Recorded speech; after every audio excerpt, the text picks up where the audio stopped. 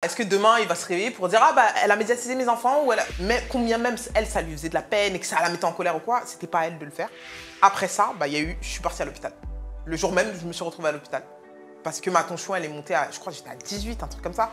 Tu sais, dans la culture africaine, déjà, il y a un proverbe qui dit « Faut tout un village pour éduquer un enfant ». Tu vois. Et ben, ça a pris conscience, j'en prends conscience tous les jours.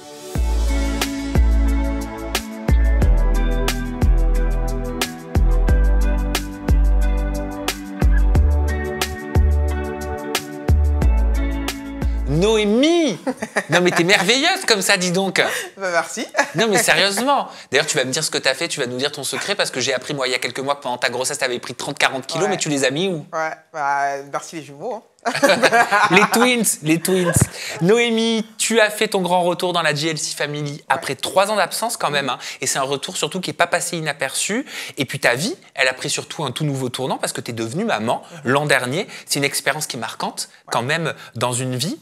Pour revenir sur ce retour en télévision, comment tu l'as appréhendé concrètement ce comeback après 3 ans d'absence dans la JLC Family? Je ne l'ai pas forcément appréhendé, en fait. À vrai dire, je vais dire la vérité, je me suis dit... J'avais un peu peur parce que je me suis dit, bon, bah là, c'est une nouvelle moi, ouais. une organisation de plus. J'arrive avec mon packaging, qui est moi et les twins. Vous êtes 3 maintenant. Ouais, voilà, c'est ça. Et c'était plus, j'avais peur de l'orga, de comment... même se retrouver sur un tournage. C'est plus ça que j'appréhendais, mais en vrai, j'ai pas trop réfléchi. Je dis la vérité, je l'ai plus fait au feeling. Est-ce que tu étais prête à briser le silence? Est-ce que tu savais que c'était le slogan de l'émission? Ouais. En fait, je savais pas que c'était le slogan de l'émission, mais je me suis dit, tout naturellement, en fait, il y a 3 ans qui se sont écoulés, on a tous grandi, on a tous changé. Il s'est passé pour beaucoup des choses dans nos vies.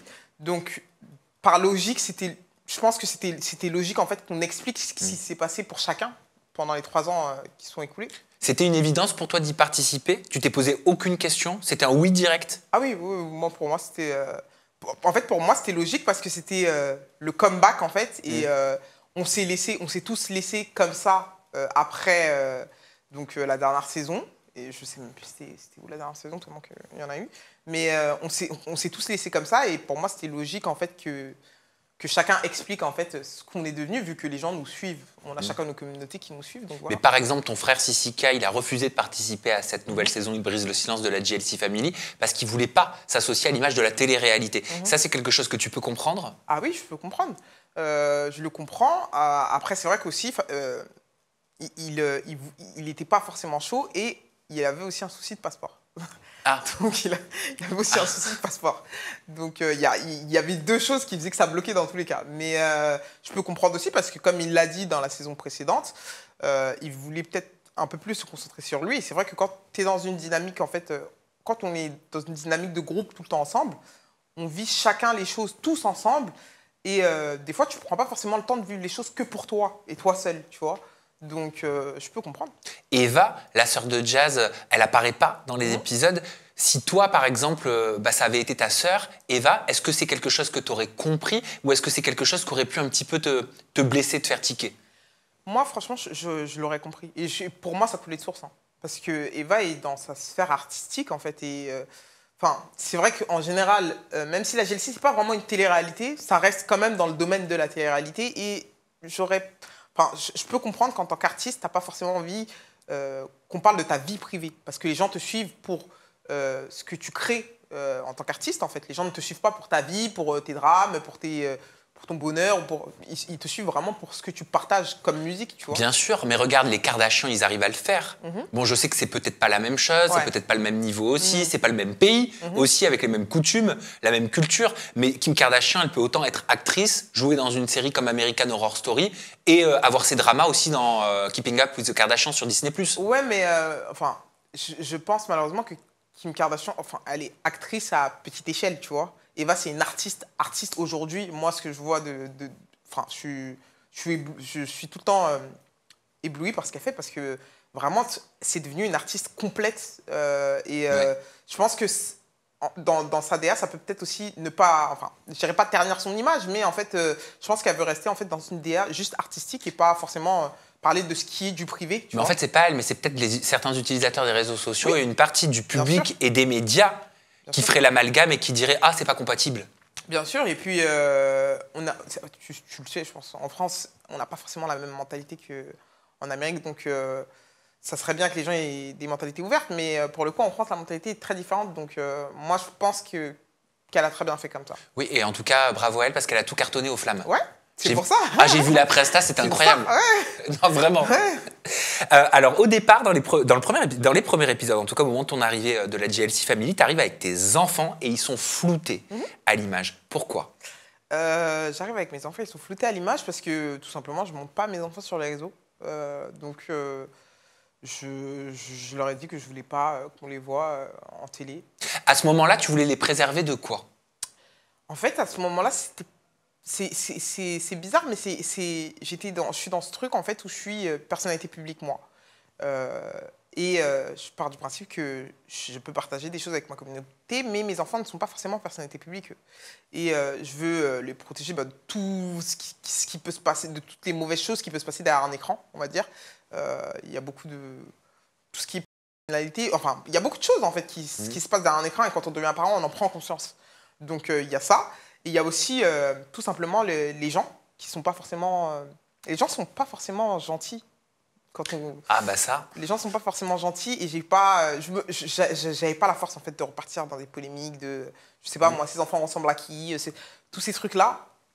En tout cas, au moment où j'arrive, je suis pas dans ce truc là. Je me dis j'ai pas envie de me taper une polémique de oui, ces enfants ressemblent à qui, ces enfants nanani, ces enfants, j'ai pas envie d'en rentrer. Ah, t'avais déjà donné en plus. Voilà, et je pense que j'ai assez donné donc en plus dans une période où t'étais plutôt vulnérable. Voilà, tu vois, donc ça m'a tellement traumatisé, tu vois, c'est encore quand j'en parle, tu vois, ce truc là, je l'ai encore là, tu vois. Donc à ce moment-là, en tout cas, je suis dans ce truc où non, je peux arriver avec mes enfants, mais on verra pas leur visage. Oui, puis il y a peut-être aussi ce que tu as vu sur les réseaux sociaux. On a eu des exemples autour de nous, comme Laura Lampica, son fils qui a été pas mal critiqué sans aucune raison. Thiago, par rapport au Tanti, où les gens se permettaient de dire qu'il avait un retard. Ouais. Donc, en fait, les enfants sont jugés au même titre que les influenceurs. Et même sur le physique, en fait, je pense que déjà, nous, on se fait juger toute la journée sur notre physique, mais en tant que parent, de voir des gens juger tes enfants... moi, personnellement, ça peut faire vriller. Ça peut te faire serrer, ça. Ah oui. Ah ouais, ça peut te faire serrer. Hein, ça et les parents, ça peut faire serrer ça aussi. peut te faire serrer. Et c'est pour ça que, là, pour le coup, j'étais pas prête. C'est-à-dire, ce que tu acceptes pour toi, tu l'accepterais peut-être pas pour tes enfants. Ah bah non, pas du tout. C'est pas, je l'accepterai pas. Je ne l'accepte pas pour mes enfants. Ouais, t'es catégorique. Ouais. Pourtant, tu changes d'avis. Parce que, donc tu dis, je suis prête à laisser les twins se faire filmer à un moment donné parce que le fait d'avoir parlé avec Jazz, ça m'a retiré un poids. Si c'est pas dans la GLC qu'on les voit, on les verra jamais. En gros, t'acceptes comme si la GLC, c'était à ce moment donné pour toi une sorte de safe zone, tu vois, comme un petit cocon, mais pas sur tes réseaux, pas dans ta vie à toi. En fait, c'est plus... tu sais, il y a aussi ce truc où les gens se disent... quand tu tombes enceinte, tu as beaucoup de gens qui sont aussi dans ce truc de « Ah, elle fait des enfants pour... Tu sais, moi, j'ai reçu beaucoup de messages où les gens pensaient que mes enfants allaient devenir mon fonds de commerce, tu vois. Ah, ok, d'accord. C'est vrai que c'est une réalité. Quand tu deviens influenceuse et que quand tu es influenceuse et que tu deviens maman, ta communauté change et pour certains, je dirais pas que c'est un business, mais les enfants facilitent, on va dire, je dirais pas ce business, mais si, en fait, tu vois. Oui, comme si ça apportait un souffle nouveau, un regain en termes de vente, de placement de produits, etc. J'ai très mal vécu ça. Je l'ai vraiment en interne, je vivais tellement des combats, j'ai vécu tellement de combats en interne dans ma grossesse, et il y avait des choses que j'acceptais pas encore à ce moment-là, donc encore d'entendre des trucs où, avec tout ce qui s'est dit sur ma grossesse, d'entendre ça, je l'acceptais pas, et je me suis dit, en fait, c'est un truc bête, mais je veux pas donner raison aux gens ou donner encore la parole, l'occasion aux gens de dire ah bah elle a fait des enfants, regardez, elle les met sur ses réseaux. Il y avait aussi de ça, hein, mais pas que ça. C'est Jazz qui a réussi à te convaincre de montrer tes enfants dans la GLC Family. Qu'est-ce qu'elle t'a dit? En fait, c'est pas Jazz qui a réussi à me convaincre. Vraiment, si tu veux, je suis de la vérité, c'est moi-même qui me suis convaincue toute seule. Jazz, elle m'en a pas forcément. En fait, Jazz m'a dit tu comptes pas les montrer, bon bah c'est ok, mais tu comptes les montrer un jour. Et moi, en fait, je me disais bah j'aimerais bien, parce que vraiment, depuis que je suis devenue maman, j'ai une communauté qui est, je te jure, elle est trop safe. J'aime trop ma communauté, vraiment, genre, ma safe place, c'est plus les meufs de ma communauté, je te parle des go mondial. C'est-à-dire, depuis que tu es devenue maman, ta communauté, elle a changé? Ouais, j'ai eu des... Ma communauté était déjà bien, mais ma communauté est devenue meilleure, tu vois. Mais qu'est-ce que ça a changé? Comment ça a changé? Je pense qu'en fait, avant, les gens me voyaient, suivaient mon quotidien, mais il n'y avait pas forcément... Je suis quelqu'un qui ne montre pas forcément ma vie privée. Et de parler polémique et compagnie, je pense que les gens ont vu peut-être une facette de moi que je ne montrais pas, tu vois. Ils ont peut-être entendu des choses en tant que femmes qui me suivent, qui les ont touchées aussi. Et ça les a rendues un peu protectrices avec moi, tu vois. Vraiment, je les appelle les tatas mondiales, tu vois, parce que elles sont très, très protectrices. Elles me donnent des conseils par rapport à mes enfants et tout. Et j'étais dans ce truc-là. Vraiment, tu sais, quand t'es influenceur, c'est bizarre, mais tu partages ta vie. Donc, t'as envie de partager. C'est des trucs bêtes, mais des fois, tu vois, ton bébé, il va faire un truc qui est drôle. Enfin, tes bébés vont faire des trucs qui sont drôles et t'as trop envie de le partager pour le partager avec ta communauté, mais tu peux pas. Moi, en l'occurrence, j'avais cette petite frustration de me dire, putain, c'est chiant. Genre, je peux kiffer que moi, tout au plus, j'envoie à ma mère, mes copines. Et, et en fait, c'est vrai que j'avais envie de le partager aussi avec ma communauté. Tu vois. Et donc, à un moment donné, tu t'es dit, bah allez, j'y vais, quoi. Et en fait, au dernier épisode, je suis en accord parce que je pense qu'on le voit, on voit une petite partie de la discussion que j'ai avec Jazz parce qu'il y a plein de choses que je lui ai dit, mais je lui parle en l'occurrence de sa prise de parole qu'elle a fait concernant le père de mes enfants. Je lui parle de plein de choses, de ma grossesse, de comment j'ai vécu plein de choses. Et en fait, là, je suis en mode c'est OK, tu vois. Je suis en mode c'est OK, même par rapport aux choses dont j'ai peur, parce que c'est vrai que je ne suis pas avec le père de mes enfants. Donc, je me dis, si je les monte sur les réseaux, est-ce que demain, c'est quelque chose qui jouera contre moi? Ah, t'avais peur de ça? Ah, bah bien sûr. C'est-à-dire, t'avais peur qu'il s'oppose à une certaine forme de médiatisation? Voilà, est-ce que demain, il va se réveiller pour dire, ah, bah, elle a médiatisé mes enfants, ou tu vois ce que je veux dire ou pas? Parce que Mais il peut. je dirais pas qu'il... Je sais pas. Tu sais pas, en fait. Je peux pas dire s'il peut ou s'il peut pas, mais en fait, je veux... Tu sais, c'est quelque chose c'est quelque chose qui est constant en moi. Je veux pas que demain, s'ils se réveillent, même s'ils ont 15 ans et qu'ils veulent les rencontrer, et c'est leur père, il a le droit de les voir et je ne lui retirerai jamais ce droit. Qu'il ait le moyen de te faire... Qu'il ait le moyen de dire « Ah, t'as fait ça. Ah, t'as fait ça. Ouais. Et de le retourner contre toi. Et de le retourner contre moi, tu vois. Je veux que ce jour-là, je sois pas irréprochable face à lui, mais irréprochable face aux reproches qu'il pourrait faire à mes enfants en parlant. Oui, mais donc t'essaies de tenir une image quand même irréprochable. C'est dur d'être irréprochable tout le temps. Très, très dur. Psychologiquement, c'est pas évident. C'est un truc que tu te mets toute seule dans la tête. Hein. Oui. J'en parle à un moment donné dans l'interview quand je parle du fait d'être maman solo. Mais ça veut dire que tu es très exigeante certainement envers toi-même et tu dois aussi beaucoup t'auto-punir inconsciemment. Ouais. Ou te vouloir. T'en vouloir de certaines choses. En fait, c'est pas que... Je pense que toutes les mamans, vraiment toutes les mamans, je pense que quand tu deviens maman, c'est fou. Tu rentres dans un monde où...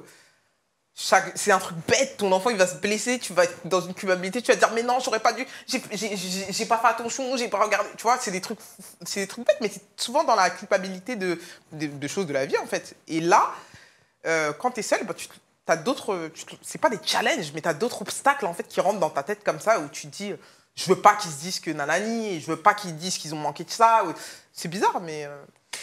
Est-ce que ça t'a permis de revoir complètement tes priorités? C'est-à-dire là où tu mettais par exemple ton attention avant, genre un drama de télé, un drama des réseaux sociaux, aujourd'hui n'a plus aucun impact parce que ta priorité est ailleurs. Ah ouais. Mais ça te le fait? Oui, bien sûr. Ça me le fait par la force de la vie. Pas forcément parce que je le veux, mais par la force de la vie, je pense. Tu vois. Et ça change quelque chose, toi, dans ta façon d'appréhender celle que tu es, ton image publique? Pas tant que ça. Je trouve que je suis devenue plus moi parce que je pense qu'avant, j'avais pas forcément le sens de... Ma réalité, elle est devenue différente, tu vois.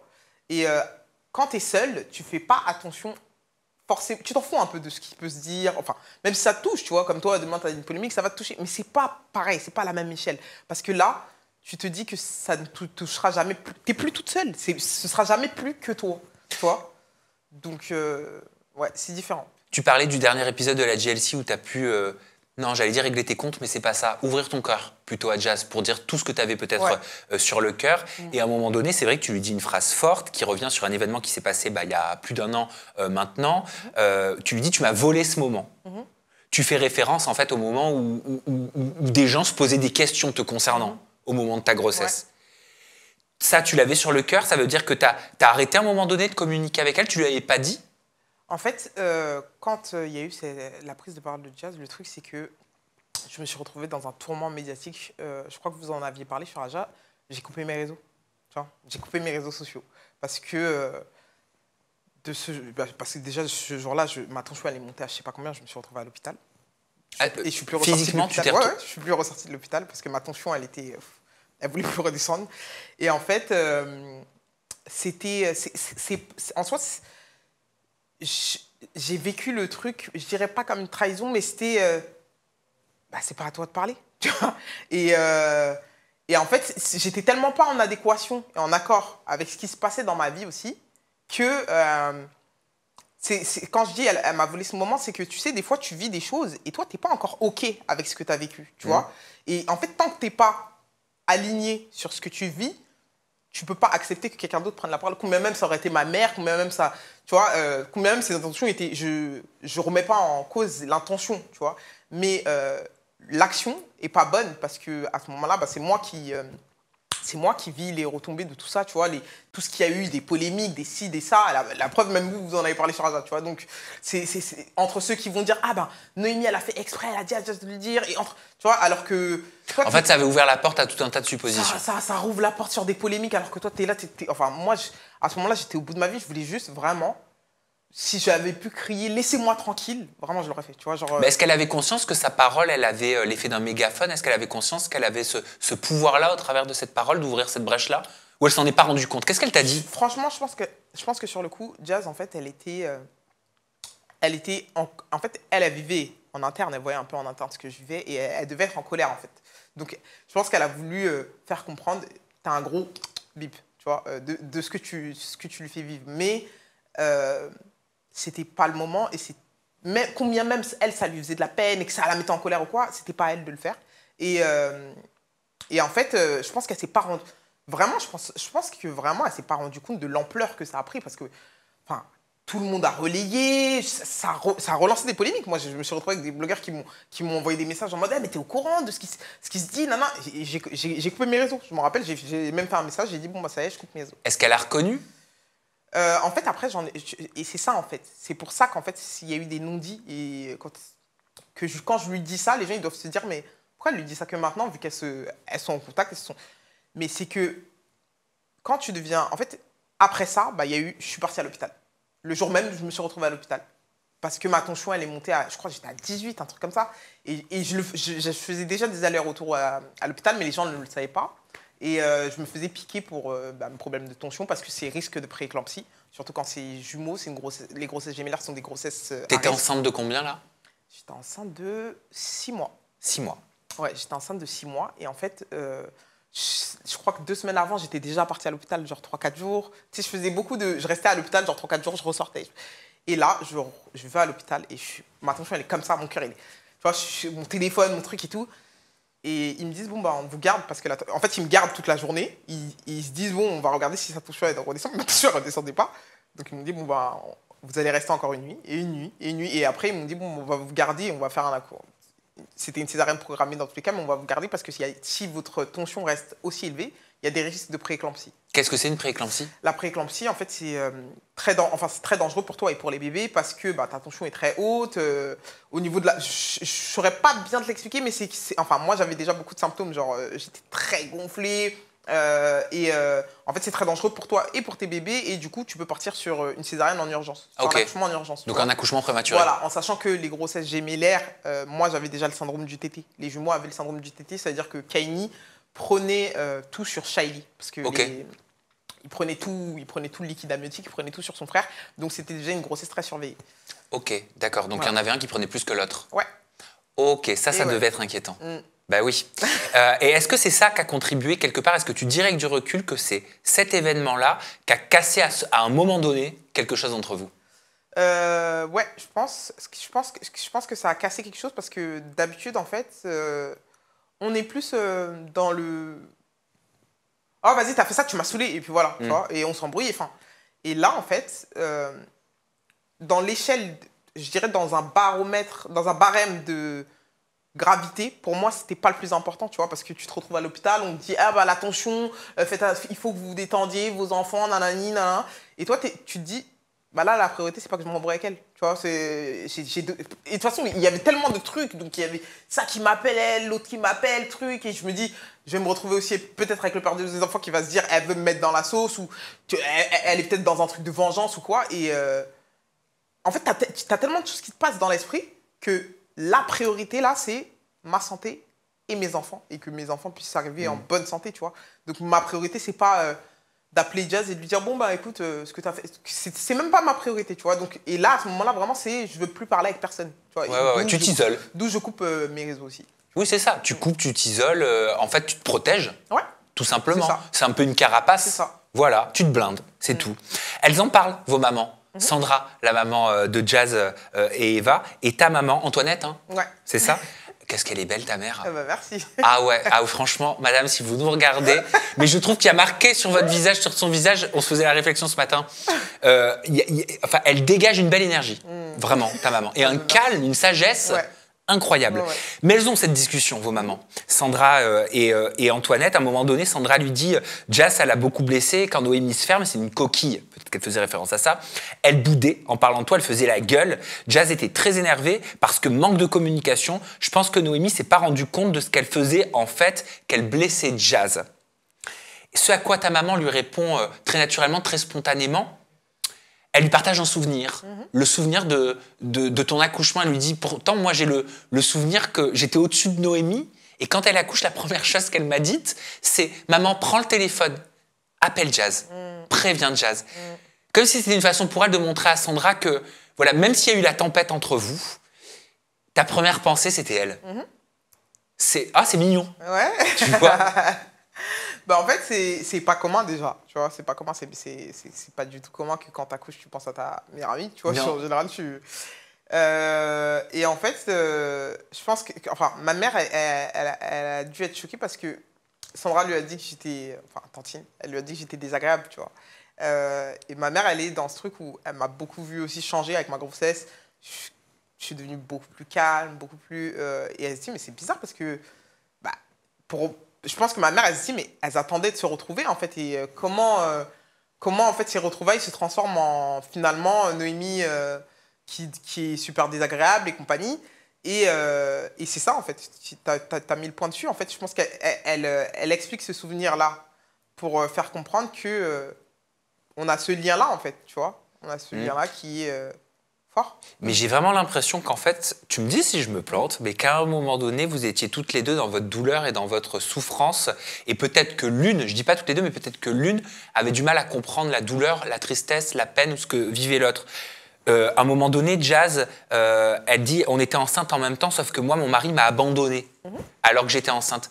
Un peu, et c'est pas pour le rejeter la faute dessus, c'est pour analyser, un peu comme s'il y avait dans sa tête, tu sais, une escalade de qui vit la chose la plus difficile. Ouais. Tu vois, bien sûr.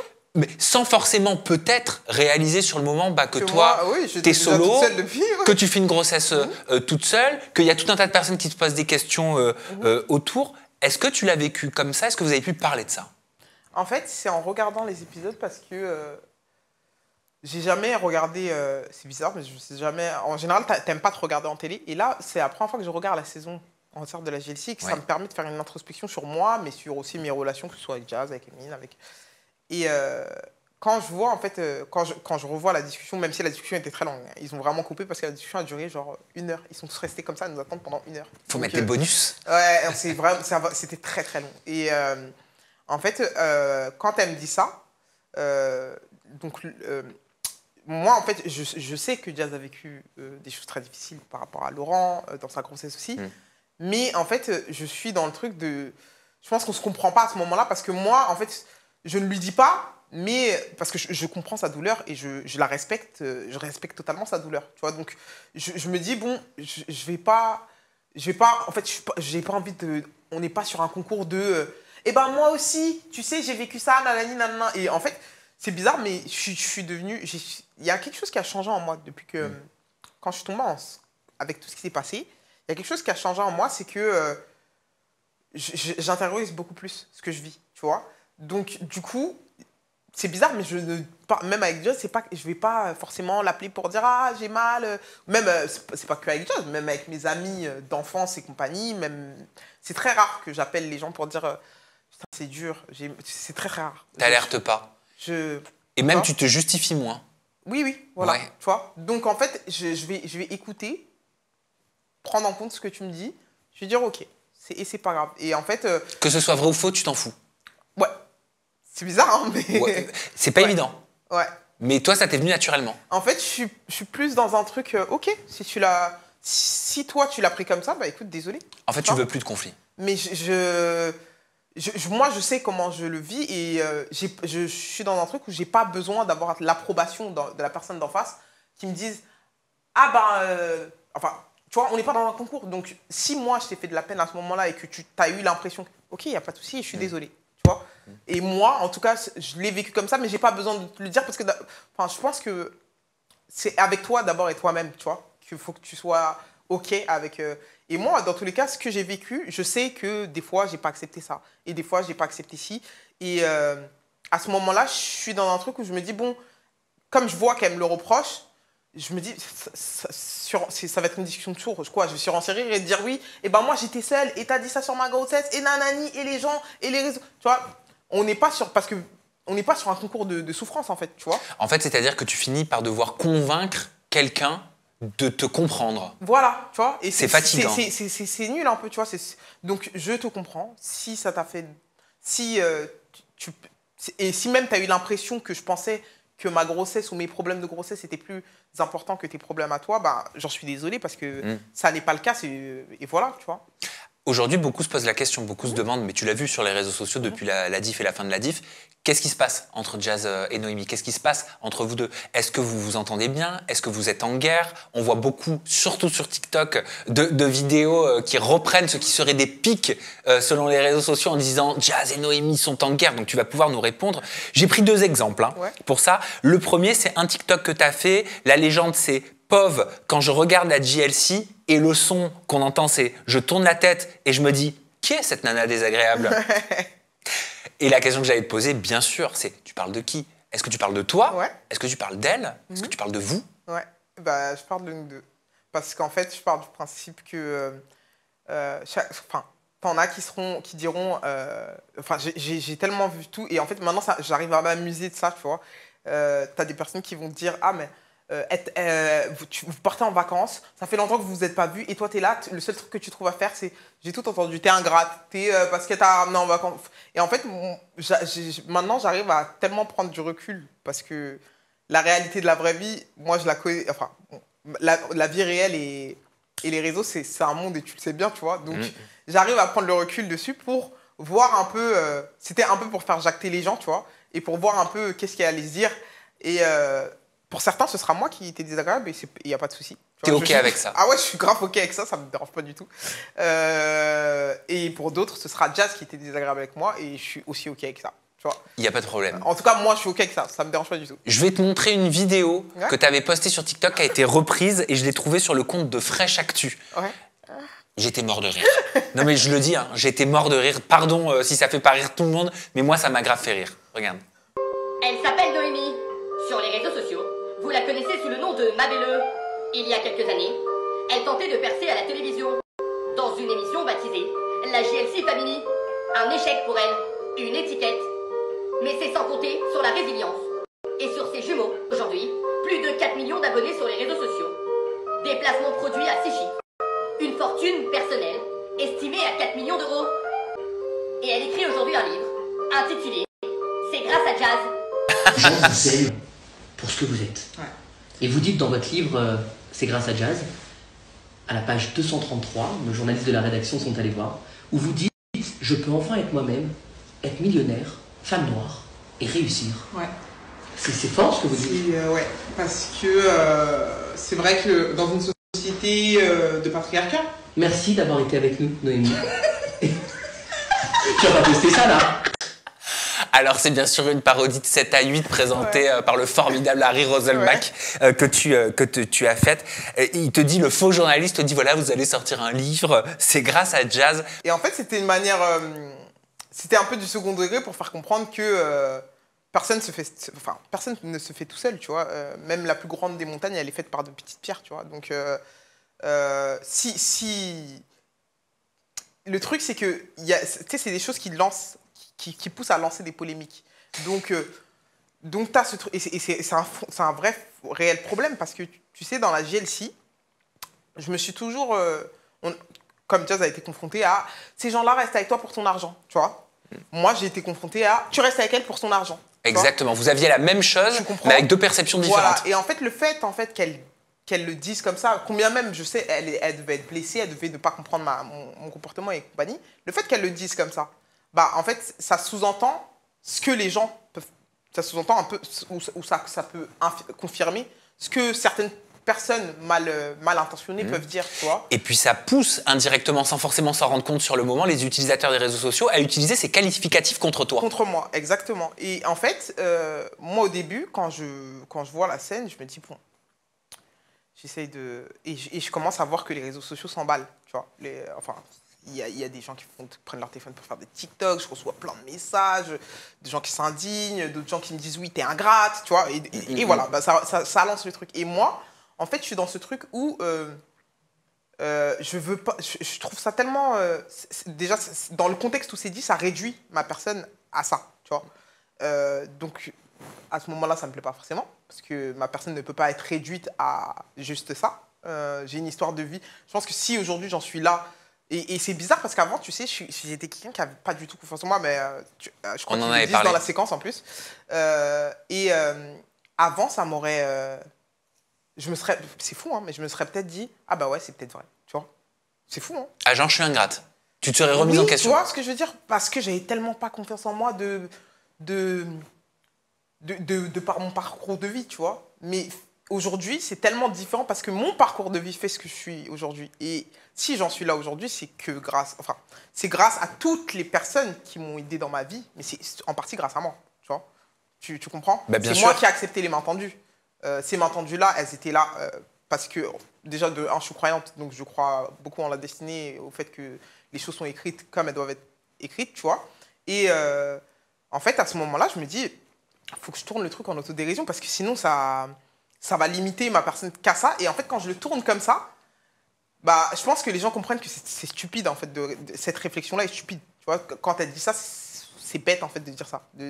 Et là, en fait, je le tourne la manière dont c'est tourné, c'est pour dire, ne soyez pas bêtes à toutes les personnes, en fait, qui le pensent, du moins, ou qui s'indignent de ça.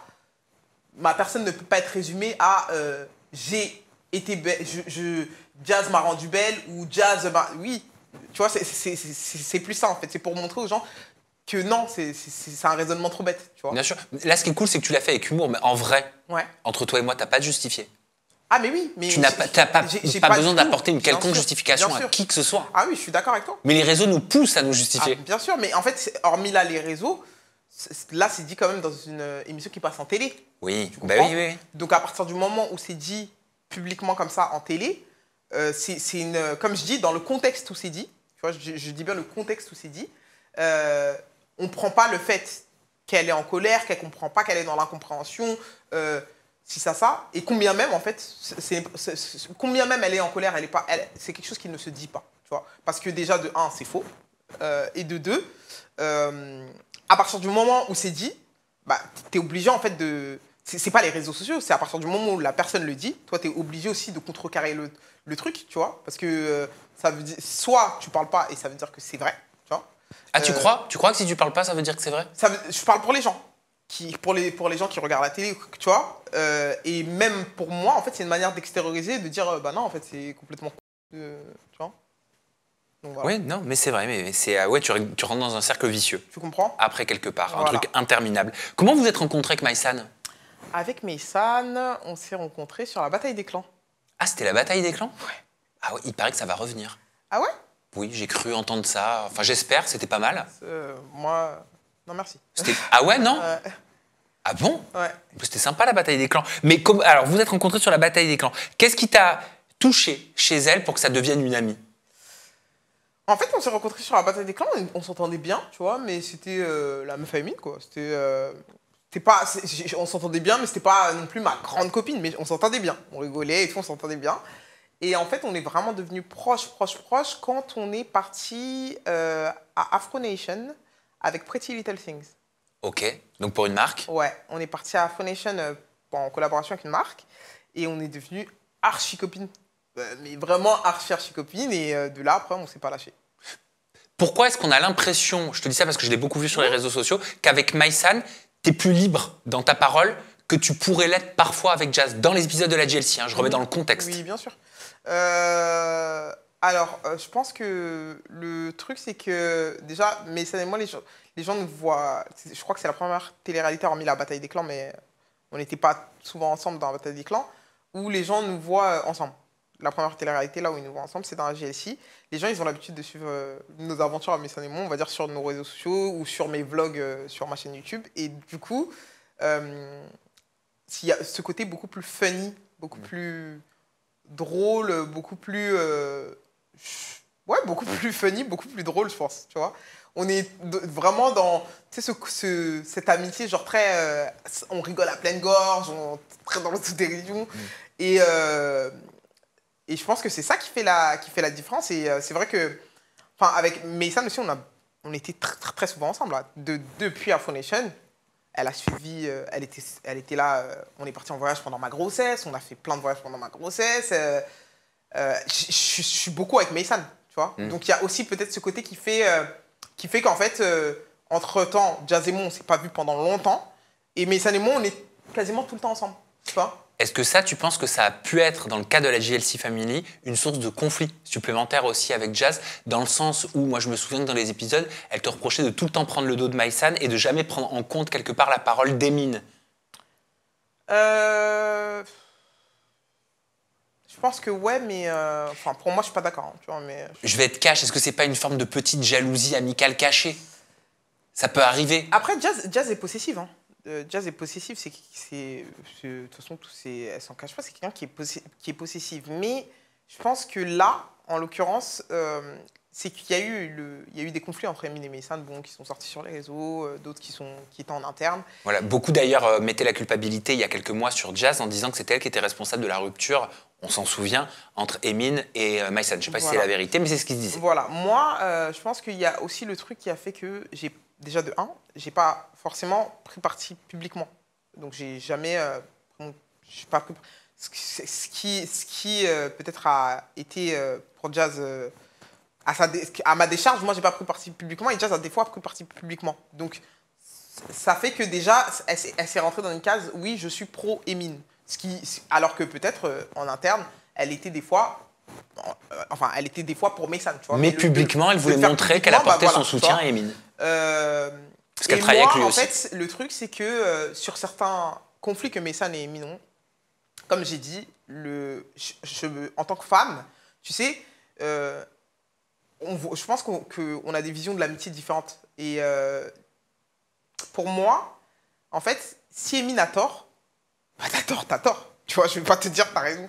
Tu vois, et publiquement, je ne prendrai pas la parole pour t'incriminer, mais je ne prendrai pas la parole non plus pour dire ah bah non, mais tu vois, de toute façon, c'est pas mes histoires, c'est des histoires de couple, donc j'ai pas à prendre la parole publiquement. Et en fait, je pense que le truc, c'est que j'ai des fois donné raison à Maïsan, mais pas forcément parce que j'étais la copine à Maïsan. Et c'est là où en fait, ils n'ont pas fait la distinction. C'est que j'ai donné raison à Maïsan en tant que femme. Tu vois, en tant que moi, femme, c'est quelque chose que je n'aurais pas toléré. Ouais, donc, comment t'aurais réagi? Voilà, donc là, à ce moment-là, c'est pas Maïsan que je défends, c'est juste mon avis de femme que je donne, tu vois. Ouais. Et c'est quand même différent, il y a une petite nuance. Ah bah, il y a une grosse différence. Ouais. Mais est-ce qu'elle était véritablement la bienvenue, Maïsan, dans la GLC Family? On a l'impression qu'elle sert un petit peu... enfin, vu de l'extérieur, j'ai un peu l'impression qu'elle est là pour créer du conflit. Pas elle, directement. Mais être un peu le catalyseur de ce... Pourquoi je fais ce geste-là? Le catalyseur de ce conflit. En fait, je pense que Maïsan, en fait, elle se devait d'être là parce que, vu qu'en fait, on est dans une saison où on parle des 3 ans qui sont écoulés, Maïsan fait partie des 3 ans de Emin, un peu de moi aussi, pour le coup. Donc, c'est logique quand même qu'elle se retrouve là. Après, c'est vrai qu'il y a eu beaucoup de conflits autour de l'histoire Emin et Maïsan. Et moi, en fait, ça me gonflait parce que c'est... Flemme. Ouais, en fait, c'est vraiment ça. C'est genre... ouais. Tu vois, déjà, dans la vie de tous les jours, Maïsan est mon ami. Émine, c'est mon ami aussi, tu vois. Donc, on le vit, des fois, on vit les conflits. Comme moi, des fois, je peux avoir des conflits. Elle aussi, elle le vivent à travers ma vie, tu vois. Mais c'est tellement prenant, en fait, en termes d'énergie,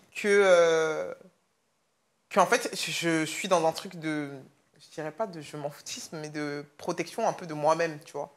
Je pars du principe que ma paix, c'est ma paix avant tout. Quelque chose que je pensais pas avant, tu vois. Mais ce qui ressort quand même depuis le début de cette interview, c'est que tu fuis le conflit, maintenant. En fait, c'est pas le conflit que je fuis toute source de problème. Oui, c'est ça. Toute source de problème. C'est-à-dire que c'est même pas forcément un conflit, c'est juste quelque chose qui peut, moi, me contrarier et qui n'est pas d'utilité vraiment dans ma vie, ça dégage. Oui, tu essaies de Quand protéger. je dis ça dégage, c'est... Oui, bien sûr, c'est une image, mais tu essaies de protéger ta vie personnelle, tout simplement. Parce que ton bien-être. Voilà, c'est ça. Eddie, tu le connaissais? Oui. Depuis avant, donc? Oui. Ok. Comment tu as vu son arrivée au sein de la JLC Family? Bah, cool. C'était légitime? Pas forcément légitime, mais c'est vrai que ça a ramené... je pense que ça a ramené une bouffée d'air frais. Et en fait, le fait aussi que il n'y avait pas forcément Fabien, enfin, il n'y avait pas forcément Sissika. Eddie, c'est le mec un peu cool, bon délire et tout. Qui a tout fait pour vous réconcilier, même certains trouvaient qu'il y allait un peu trop fort. Oui. Genre, presque vous aviez un couteau sous la gorge. Ouais. En fait, je pense que c'était aussi un moyen de ramener une petite bouffée d'air frais aussi, tu vois, parce que... en soi, Meysan, elle arrive, on sait que son arrivée, ça va être un peu tendu. Eddie ramène un peu la petite touche, la petite touch, tu vois. Tu penses qu'il a fait du bien à cette saison? Ouais. Il était quand même... il est très drôle, Eddie.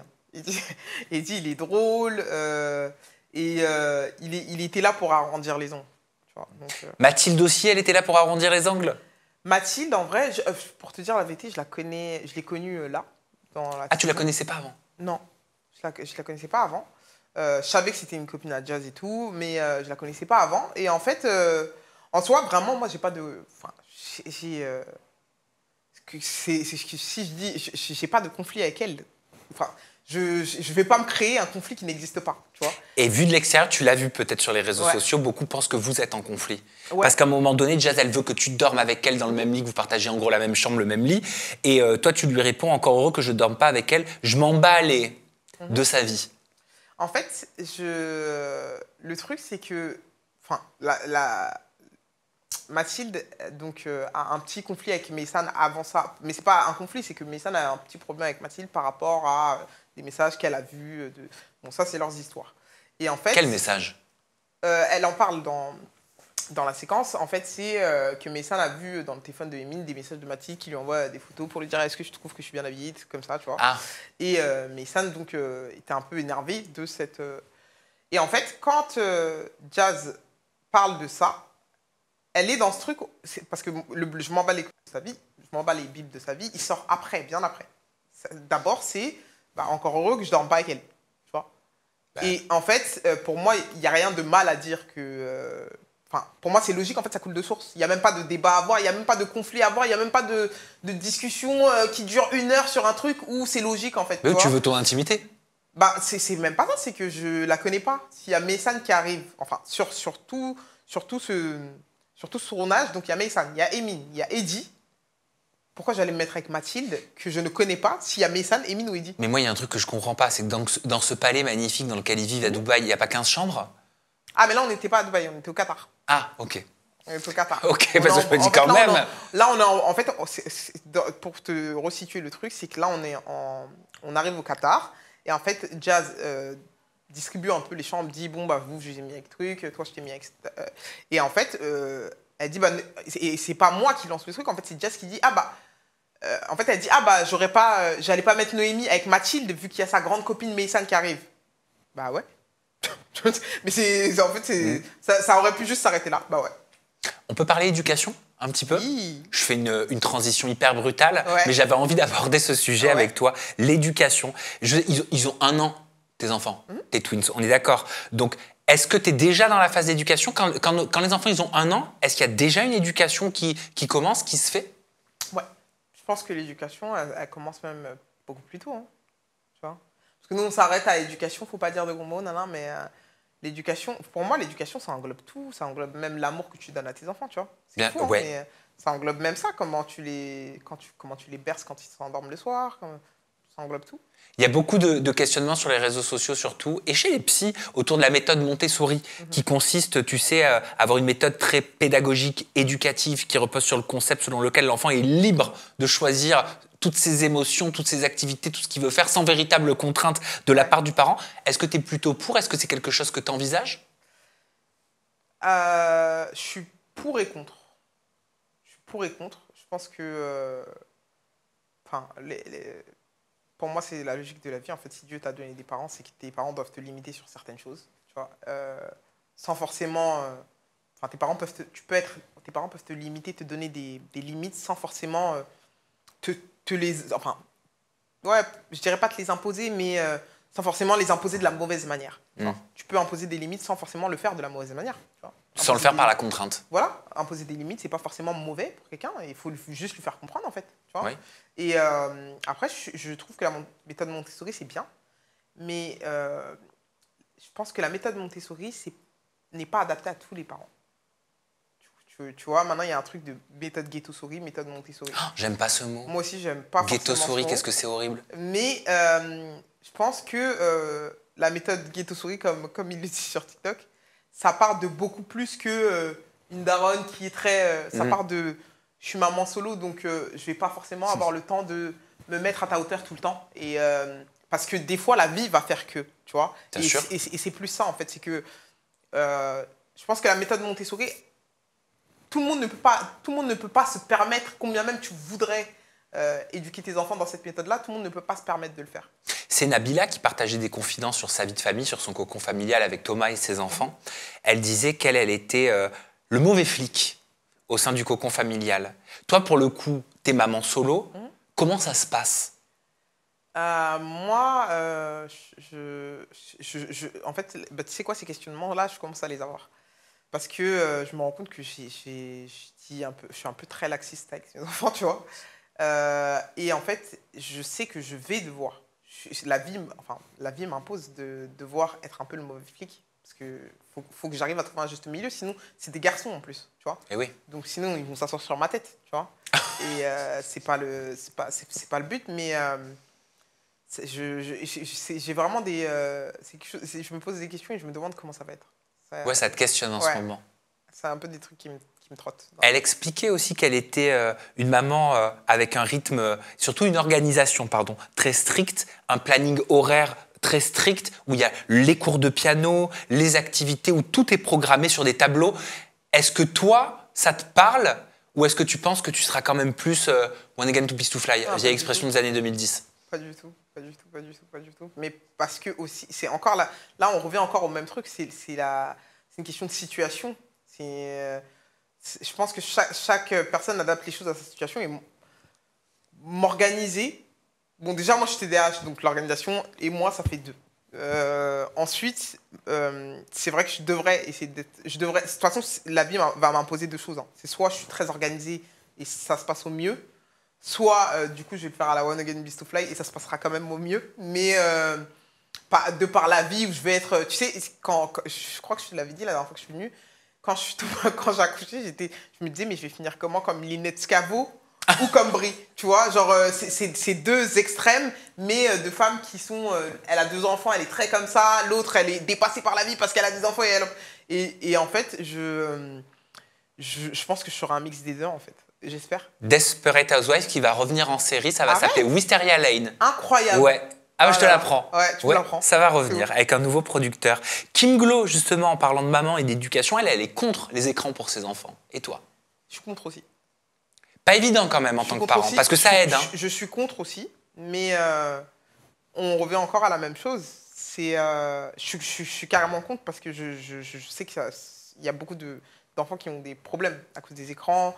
Ça crée des crises de colère, des problèmes de langage, de développement de langage et tout. Mais est-ce que si demain je suis débordée toute seule avec mes enfants et que les 2 pleurent en même temps et que je dois, par exemple, m'occuper de faire à manger, ou est-ce que je vais pas leur donner juste ce serait mentir, tu vois? Non, mais t'as raison. Ce serait mentir. Quelque part. Et Kim Glow, elle expliquait aussi qu'elle avait du mal c'était très compliqué pour elle de voir d'autres personnes toucher ses enfants. Genre même des membres de sa famille. Ah, ok. Ouais, elle était tellement protectrice que voir d'autres personnes toucher ses enfants, ça lui créait ça en elle. Tu vois, elle sait peut-être pas d'où ça vient. Hein. Toi, t'as pas ça? Non, pas... Enfin, on peut toucher tes enfants. Ah, vous pouvez le porter, faire ce que vous voulez.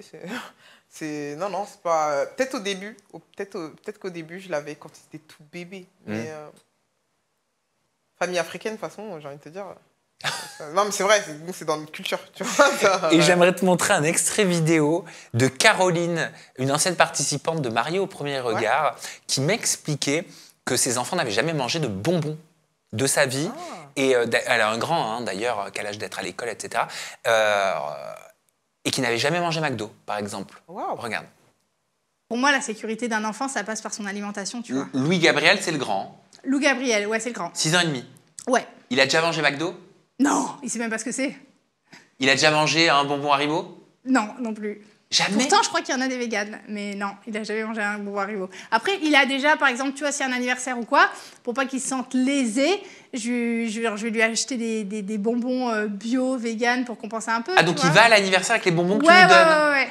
Oh, c'est marrant, ça. Mais il le sait, genre, c'est pas... Enfin, pour lui, il va dire à quelqu'un, ben non, moi, je mange pas ça parce que c'est que du sirop de glucose. Il va dire comme ça, il va pas lancer un truc comme ça à cause de... Et donc, pas de bonbons, pas de McDo, en gros, pas de nourriture industrielle pour ses enfants à Caroline. C'est quelque chose, toi, qui te parle ou pas du tout? Ah non, je me sens pas du tout concernée par ce combat. Non, je me sens pas du tout concernée par ce combat. Si je juge pas, Chacun. Si elle peut se le permettre, qu'elle le fasse, mais je pense que moi, je serais plus... j'ai pas eu le temps de faire à manger, on va au McDo. Ouais. Tu vois? Non, mais t'as raison de le Non, mais dire. c'est vrai. Tu vois, Chacun. Après, vraiment, je pense que c'est des sujets qui sont un peu tabous, mais c'est la vérité. Tu sais, le confort de vie te fait te permettre plus de choses, tu vois. Oui. Si t'es pas... demain, je suis ultra riche, blindé de la... Oui, je vais peut-être me permettre de dire, je suis végane, je veux pas que mes enfants ils mangent ça. Je vais prendre le temps de tous les jours cuisiner des petits... Mais là, dans ma situation à moi, non, c'est mentir. En parlant de cuisine, Ouais. t'as expliqué que pendant ta grossesse, t'avais pris 30 ou 40 kilos, que t'étais montée jusqu'à 108 kilos. Vraisemblablement, tu les as perdus. Ouais. Rapidement. Ouais. Comment t'as fait? Rapidement, non, quand même, ça fait 1 an. Là, mes enfants, mais ils ça ont passe 1 trop an, vite. la semaine prochaine, donc... Mais ça passe trop vite. Ouais. En 1 an, en fait, j'ai pas encore tout perdu. Hein. J'étais plus mince quand j'étais... Mais t'as fait quelque chose en particulier? Non. Franchement, enfin... là, t'as vu, je bois que de l'eau et tout, mais... Non, en fait, je suis une menteuse, oui. Je sais pas que j'ai fait quelque chose en particulier. Déjà, de 1, je mange plus trop de la malbouffe et compagnie, mais je mange pas. Genre, quand je dis je mange pas, je mange un repas par jour et c'est pas parce que je me laisse mourir de faim. Attention, hein, je veux pas. C'est pas parce que je me laisse mourir de faim, mais je pense que les mamans vont comprendre ce que je dis. Dans la première année, tu sais quand j'ai accouché, j'en parlais sur mes réseaux, ça, et toutes les mamans du mois, elles me disaient t'inquiète pas, tu vas aller perdre vite. Tu vois, je me plaignais, je disais putain, nanana. Et elle me disait t'inquiète pas, tu vas voir, tu vas aller perdre vite. Et moi, je me disais mais qu'est-ce qu'elle me raconte? Mais en fait, je te jure que les fins de journée, genre mes fins de journée, c'est plus comme avant en mode oh, t'as le temps, t'es là, tu regardes Netflix et tout. Vraiment, mes fins de journée, c'est je mange. Après manger, je suis KO et je dors. Tu vois. Donc en fait, dans la journée, je prends pas le temps de manger, tu vois. Je prends vraiment pas le temps. Ça t'a changé complètement ton rythme. Ah ouais. Et est-ce que tu prends le temps pour toi, pour la femme que tu es, est-ce que tu prends le temps de, je sais pas, de prendre le temps de discuter avec des personnes, de rencontrer des personnes? Franchement, en ce moment, non. Non. Ça te manque? Pas trop non plus. Je pense que des fois, oui, mais en fait, attention, parce que je vais pas faire la meuf non plus. Tu vois, moi, je suis très sincère avec toi. J'ai quand même une nounou, tu vois. Elle est pas là tout le temps, elle me suit pas tout le temps, mais j'ai une nounou, tu vois. Donc, quand je sens que j'ai besoin de sortir, j'appelle la nounou. Quand, exemple, là je suis là, soit il y a la nounou, j'ai aussi ma mère. Ma mère, c'est mon bras droit, c'est carrément... c'est aussi la mère de mes enfants, vraiment. Tu vois, donc, moi, j'ai la chance d'avoir... on s'en rend pas compte, mais c'est une chance d'avoir une maman. Tu vois. Vraiment, moi, je m'en suis rendu compte vraiment avec mes enfants, parce que même j'ai mes sœurs... En fait, tu sais, dans la culture africaine, déjà, il y a un proverbe qui dit « faut tout un village pour éduquer un enfant ». Tu vois. Et ça a pris conscience, j'en prends conscience tous les jours. T'as compris cette phrase, enfin? Ouais, parce que... dans la culture africaine, c'est beaucoup comme ça, tu vois. C'est beaucoup, ah, tes sœurs, elles viennent, elles prennent tes enfants et tout. Et en fait, Dieu merci, parce que ça me permet d'avoir moi mes moments à moi. Et dans le cas où elles sont pas là, bah, y a quand même la nounou, tu vois. Donc, j'ai juste à appeler la nounou. Et je prends ce temps-là, mais je le prends pas non plus. Je suis pas non plus... je sors des fois et tout. Je suis sortie en boîte et tout. Enfin, je vis ma vie, en fait, mais à petite dose. Parce que c'est bizarre, mais c'est fou. Mais c'est trop bizarre. Je sais pas comment t'expliquer, mais t'es plus dans le truc, en fait. T'es plus... je pense qu'il y a des stades. Et là, en fait, quand tes enfants, ils ont 1 an, pour moi, c'est encore des bébés. Tu vois, donc... vu que je les ai eu tard, je crois que je prends conscience aussi, contrairement aux personnes qui ont des enfants tôt et qui disent oh, c'est passé trop vite. Moi, je peux, même si je sais que je le dirais, je profite de chaque moment. Vraiment, il n'y a pas un moment où je suis en mode ah non, mais en fait, je me plaignais quand ils étaient petits. Non, je me plains même pas. Et t'as rencontré quelqu'un? Non. Non, j'ai pas la... T'as pas l'envie? Déjà, de un, j'ai pas l'envie. Et je crois pas que c'est le moment. Oh bah ça se sent ce genre de choses où ça vient spontanément, quoi. Je suis pas prête, c'est pas le moment et je n'ai pas envie. Mais c'est très bien, tu t'écoutes. Ouais. Tout simplement. Et c'est ok. T'es heureuse? Ah ouais. Bah c'est l'essentiel. Et ça se voit, en plus que t'es heureuse. Noémie, merci de rien. Pour cette interview. Je trouve qu'on a vachement bien papoté. Ouais, on te retrouve sur tes réseaux sociaux. Ton compte Instagram, c'est Noémie-Mabeleux. Ton compte TikTok, c'est Noémie-Mabeleux. Ouais. Voilà, tout est inchangé. Il y a une chaîne YouTube? Oui, Noémie Mabeleux. Noémie, moi je dis Mabeleux. Noémie Mabeleux. Bah ouais. Merci Noémie. De rien. Merci à vous de nous avoir regardés. On se retrouve bientôt avec une nouvelle personnalité des réseaux. Toujours des confidences en toute intimité. Vous prenez soin de vous, vous prenez soin de vos proches et stop! Arrêtez tout. Si tu es en train de regarder ce passage-là de l'interview, si tu es arrivé à ce moment de l'interview parce que tu as tout regardé de cette interview avec Noémie du début à la fin, ferme les yeux. Fais un vœu. Fais un vœu. Ok. Et je te souhaite qu'il se réalise. Oh. Ciao, à bientôt. Bye bye. Bye.